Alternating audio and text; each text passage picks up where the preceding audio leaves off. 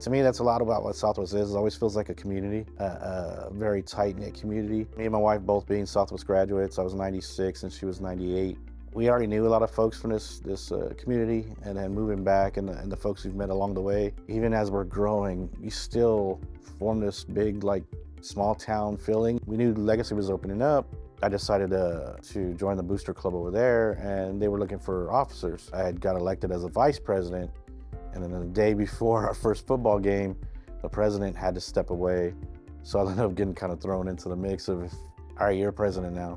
So I did the booster club president over at Legacy for about 4 or 5 years. I had been approached to run for the school board.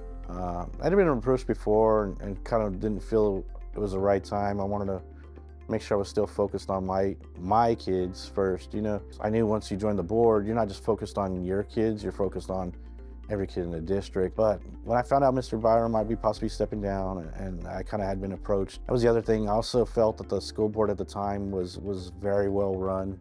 I just felt, for me, I could do more as volunteering and giving my time than it would be disrupting that. My wife, for education being so strong for my kids and students for Southwest, kind of a handful of teachers. There's a handful of teachers that kind of help shape me. So they're my why of wanting, once I got onto the board, of I want to make sure we have everything our teachers can have so they can give back to students like I got.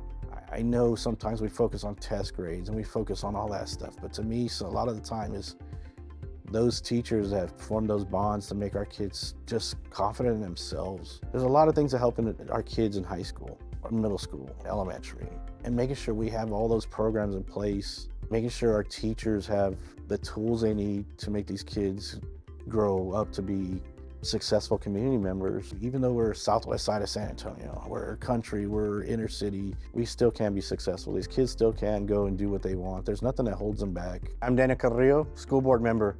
Let's make Southwest our golden destination, and remember, we are Southwest.